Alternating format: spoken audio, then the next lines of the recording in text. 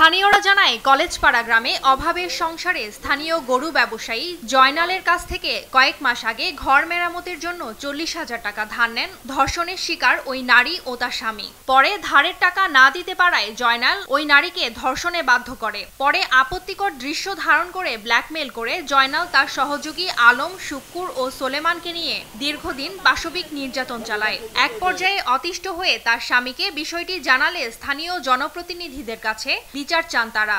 শুক্কুর, জয়নাল, সোলেমান, আলো মামা এরকম ব্ল্যাকমেল করছে আমার সাথে নির্যাতন করছে। আমি যা ধরছিলাম বলছে মীমাংসা করে দেবো, তারা বাড়িতে এসে আইসা বাড়িতে 20,000 টাকা দেয় আমাকে হাতে ধরা মীমাংসা করে দেয়। আমি বলছি মামা আমি তো টাকা পয়সা নেবো না, আমি এটার বিচার চাই। তারা যখন এটা মানে না পারে আমরা দুজনে একসাথে বিষ খেয়েছি। নিহতের স্বামীর অভিযোগ, বিষয়টি ধামাচাপা দিতে গত 23শে মে ইউপি মেম্বার আনোয়ার ও আমেজ আলী তাদের নিয়ে সালিশ বৈঠক করেন। বৈঠকে অভিযুক্তদের 20,000 টাকা জরিমানা করে সমাধান দেন তারা। জনপ্রতিনিধিদের এমন দায়সারা সিদ্ধান্তে বিচার না পেয়ে পরদিন ভুক্তভোগী দম্পতি বিষপানে আত্মহত্যার চেষ্টা চালায়। এ ঘটনায় স্বামী প্রাণে বাঁচলেও 29 মে মারা যান ওই গৃহবধূ।